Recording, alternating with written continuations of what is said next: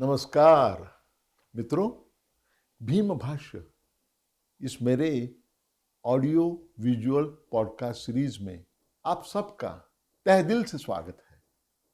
भीम भाष्य इस दृक श्राव्य श्रृंखला में महामानव डॉक्टर बाबा साहेब अम्बेडकर जी की जो बहुआयामी प्रतिभा थी, उसके 25 पहलू, 25 आविष्कार मैं आपके सामने पेश करने जा रहा हूं। इस दृक श्राव्य श्रृंखला में 20 मिनट का एक ऐसे कुल मिला के 54 एपिसोड्स, 54 चरण शामिल है। इस माध्यम से डॉक्टर बाबा साहेब अम्बेडकर जी के विचार, उनका कार्य, उनकी फलसफी और सबसे विशेष बात यह है कि उन्होंने हमारे देश के लिए जो सपना देखा था, वो मैं आपके सामने पेश करने जा रहा हूं।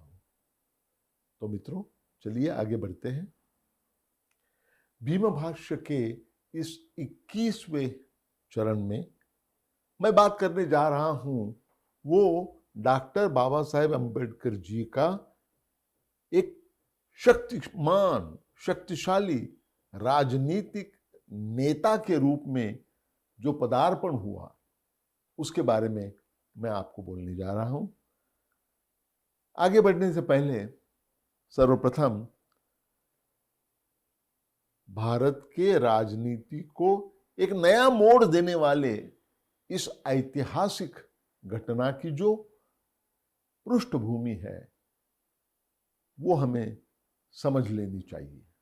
ब्रिटेन में जो राउंड टेबल कॉन्फ्रेंसेस हो गई, 3 गोलमेज परिषद हो गई, उसका प्रमुख फलित था 1935 के गवर्नमेंट ऑफ इंडिया एक्ट के तहत चुनाव के माध्यम से प्रांतिक स्वायत्तता का हमारे देश में आगमन होने वाला था।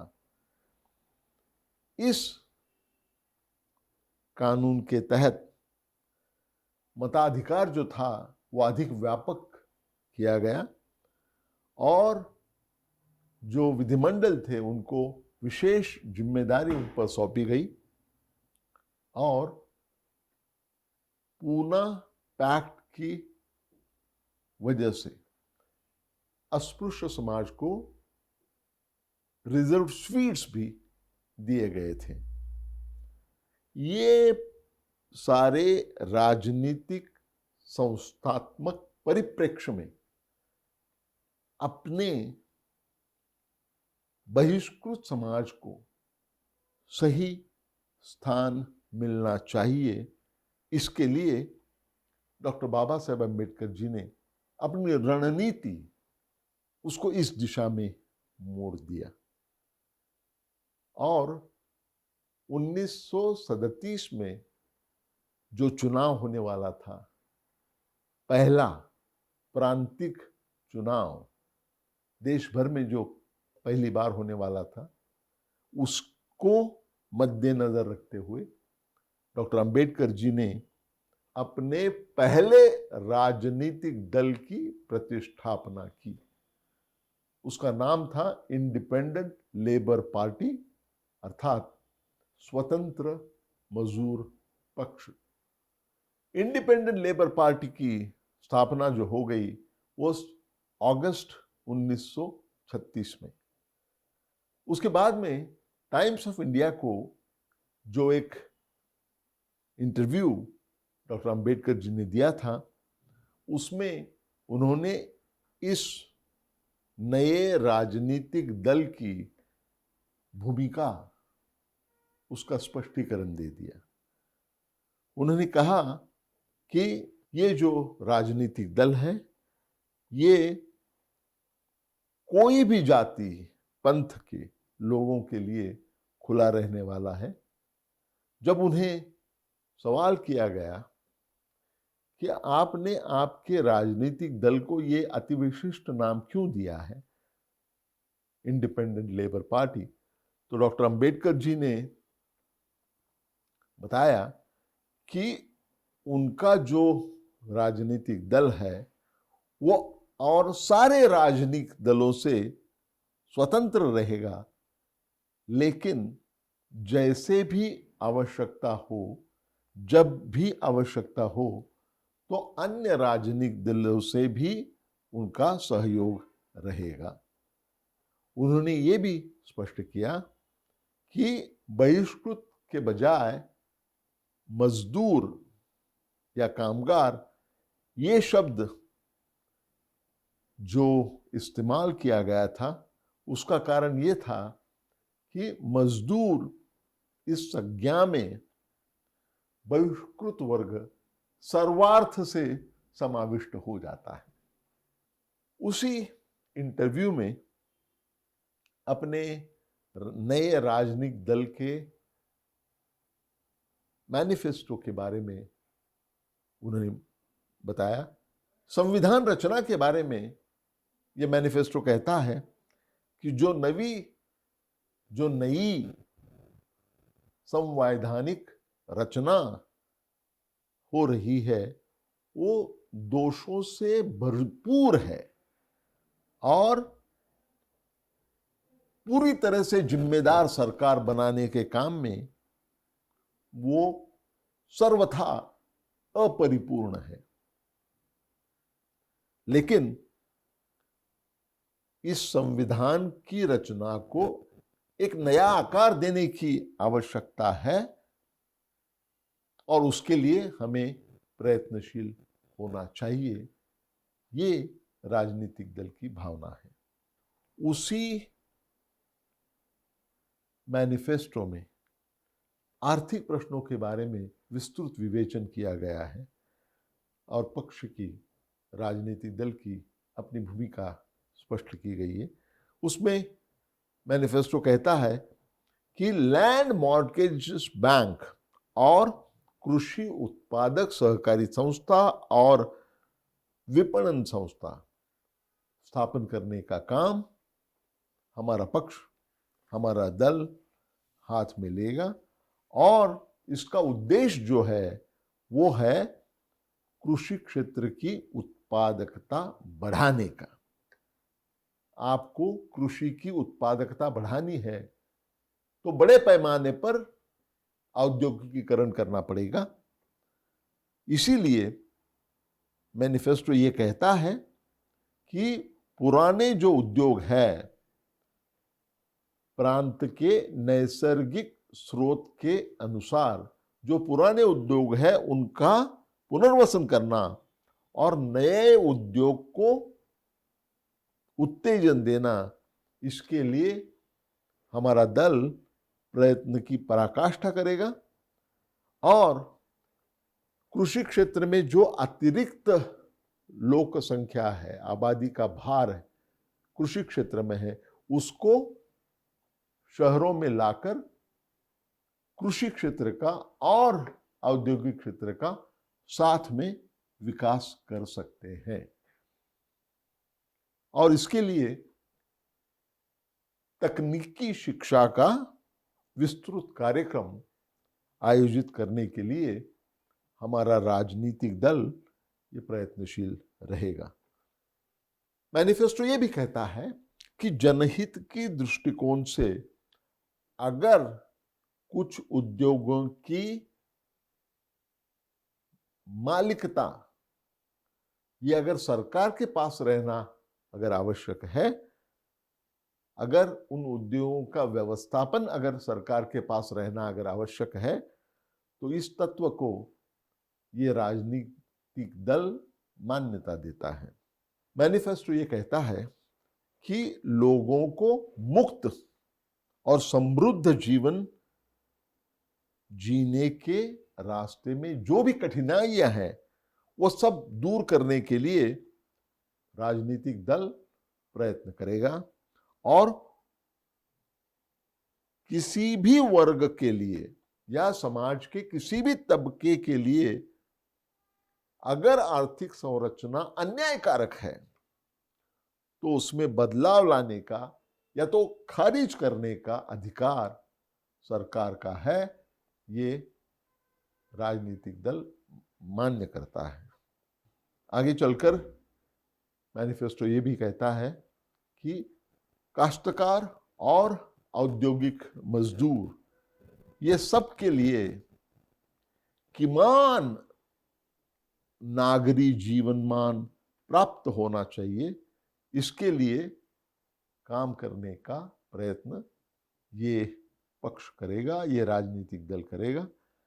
उसी मैनिफेस्टो में आगे चलकर ये भी कहा है कि जो औद्योगिक मजदूर हैं उनके कल्याण के लिए उनकी नियुक्ति, सेवा मुक्ति और उनके प्रमोशंस, इसके ऊपर नियंत्रण रखना, उनके काम के जो घंटे हैं वो अधिकतम घंटे निश्चित करना, उन्हें तनख्वाह देकर छुट्टी देना और जितने भी हो सके उतना उनके जीवन सुखकारक करने के लिए सुविधा देना राजनीतिक दल का ये भी काम रहेगा।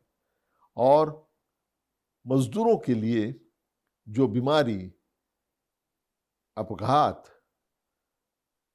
ऐसी जो समस्या है, इस समस्याओं के लिए सामाजिक बीमा योजना हमारा दल शुरू करेगा और मजदूरों को सस्ता और स्वच्छ घर प्राप्त होना चाहिए। इसके लिए भी हमारा राजनीतिक दल डट के काम करेगा। और कृषि क्षेत्र में जो मजदूर हैं उन्हें औद्योगिक मजदूरों के जैसे ही सारे लाभ मिलने चाहिए। यह हमारे पक्ष का प्रयत्न रहेगा। समाज बेरोजगारी से मुक्त होना चाहिए, यह सरकार का कर्तव्य है, यह हमारा पक्ष मानता है, यह हमारा राजनीतिक दल मानता है। और इसी तत्व के अनुसार जमीन तंटा मुक्ति योजना और सार्वजनिक बांधकाम, पब्लिक कंस्ट्रक्शन, इसको शुरुआत करके बेरोजगार और भूमिहीन जो कष्टकरी है उनके लिए रोजगार देने के लिए यह राजनीतिक दल प्रयत्नशील रहेगा। टैक्सेशन के बारे में ये मैनिफेस्टो कहता है कि प्रचलित जो टैक्सेशन की सिस्टम है वो अन्याय्य है, ये गरीब जनता पर बहुत ज्यादा भार डालने वाली व्यवस्था है। इस वस्तुस्थिति को हमारा राजनीतिक दल मान्य करता है और टैक्सेशन में जो भी असमानता है उस असमानता को निकालने के लिए हमारा राजनीतिक दल प्रयत्नशील रहेगा। सामाजिक सुधार के बारे में मैनिफेस्टो कहता है कि सामाजिक सुधार के लिए नए कायदा, नया विधि बनाने का काम हमारा पक्ष करेगा, हमारा राजनीतिक दल करेगा। और इस दरमियान समाज सुधारकों पर सनातनवादियों का बहिष्कार नहीं होना चाहिए, इसके लिए प्रतिबंधक कायदे का प्रबंध किया जाएगा।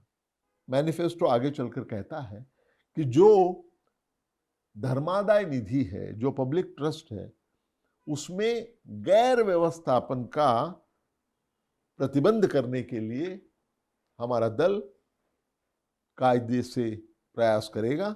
और महत्वपूर्ण बात यह है यहाँ कि धर्मादाय निधि में जो अतिरिक्त या इस्तेमाल नहीं हुए जो पैसे है, जो वित्त है, उसको निधर्मी तत्वों पर, उदाहरणार्थ शिक्षा के जैसे लिए, शिक्षा जैसे क्षेत्र के लिए उसका इस्तेमाल किया जाएगा। ग्रामीण पुनर्रचना के बारे में हमारे राजनीतिक दल का दृष्टिकोण ऐसे रहेगा कि गांवों में जीवन आनंदमय होने के लिए जितनी भी सुविधाएं उनको दे सकते हैं वो देने का काम हमारा ये राजनीतिक दल करेगा। गांवों में साफ सफाई और घरों की सुधारना, उसमें सुधार करने के लिए शहर नियोजन के जैसे ही उसी स्तर पर ग्राम नियोजन योजना बनाई जाएगी। अब बारी आती है शिक्षा के बारे में। शिक्षा जो क्षेत्र डॉक्टर बाबा साहेब अम्बेडकर जी के बहुत हृदय के पास था, वे स्वयं शिक्षाविद थे, हमने पहले कुछ एपिसोड्स में देखा है। मैनिफेस्टो में कहा गया है प्राथमिक शिक्षा मुफ्त भी रहेगी और अनिवार्य भी रहेगी, और उसकी योजना को हमारा राजनीतिक दल कार्यान्वित करेगा। सारी जनता साक्षर करने के लिए प्रौढ़ शिक्षा योजना कार्यान्वित की जाएगी। और सबसे महत्वपूर्ण बात यह है कि तांत्रिक शिक्षा, इस पर ज्यादा बल दिया जाएगा। जो शिक्षा की दृष्टि से सुयोग्य है, ऐसे युवा युवतियों को सरकार की तरफ से भारत में और विदेश में उच्च शिक्षा के लिए मदद देने का प्रयास हमारा राजनीतिक दल करेगा।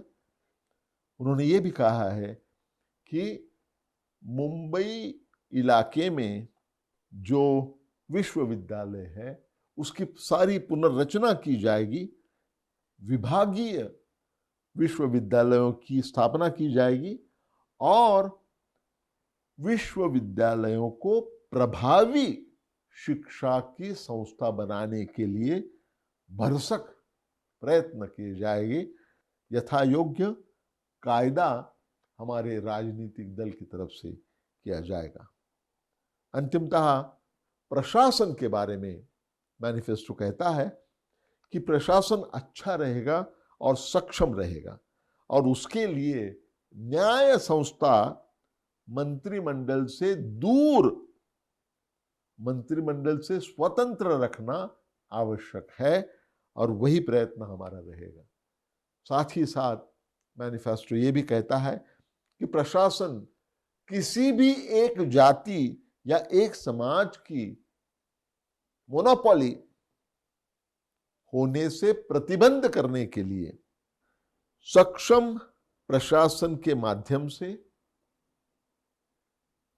इस प्रांत में सारे जाति जनजाति सबका सुयोग्य मिश्रण ये सरकार में रहेगा, और वो होने के लिए हमारा राजनीतिक दल बहुत भरसक प्रयास करेगा।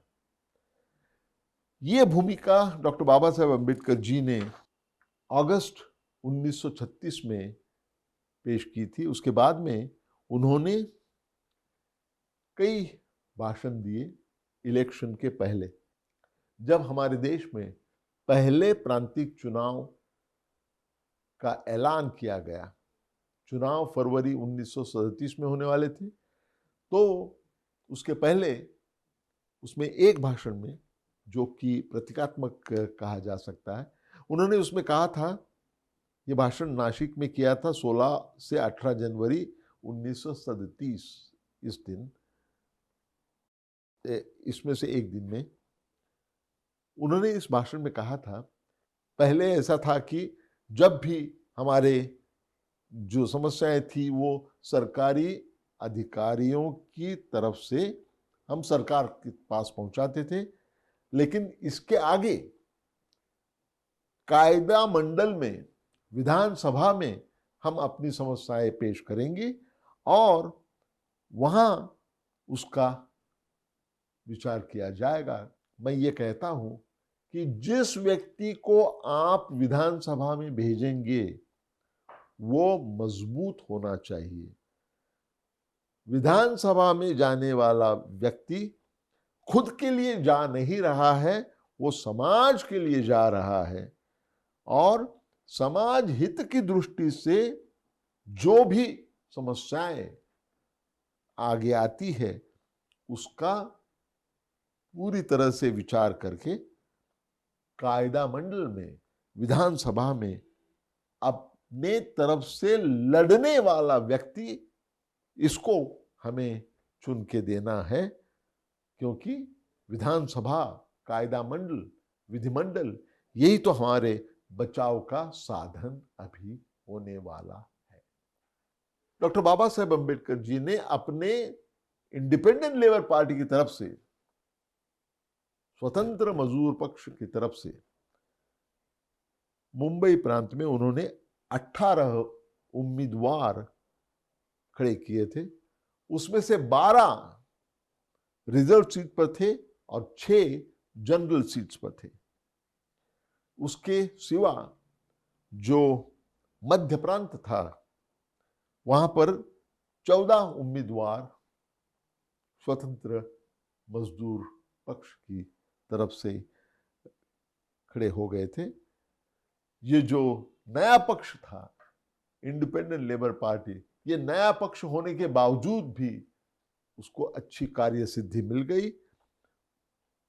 मुंबई इलाके से 15 उम्मीदवार चुनाव में जीत गए। उसमें से 13 लोग ये बहिष्कृत समाज के थे। डॉक्टर अंबेडकर के विरोध में तब के तत्कालीन प्रसिद्ध क्रिकेट पटु पी बालू थे। पी बालू का नाम तो, असली नाम तो बाळू पालवनकर ऐसे था, लेकिन अपने अस्पृश्य जाति की पूर्व पीठिका गुप्त रखने के लिए उन्होंने ऐसा नाम लिया था, पी बाळू। इस इलेक्शन में अपने 14 सहकारियों के साथ में डॉक्टर बाबा साहेब अम्बेडकर स्वयं बहुसंख्य मताधिक्य लेकर विजयी हो गए और मुंबई प्रांत के, मुंबई इलाके की विधानसभा के निर्वाचित सदस्य इस भूमिका से उन्होंने अपने नए इनिंग की शुरुआत यहां पर कर दी 1937 में, जिसके बारे में हम बाद में बताएंगे। तो मित्रों, मेरी बात को मैं यहीं पर विराम देता हूं, लेकिन जाने के पहले आपसे याद दिलाना चाहता हूं कि अगर आपको ये ऑडियो वीडियो पॉडकास्ट सीरीज पसंद आती है तो इसे लाइक कीजिए, इसे शेयर कीजिए, इसे सब्सक्राइब कीजिए। तो फिर मिलेंगे जल्द ही। धन्यवाद, नमस्कार।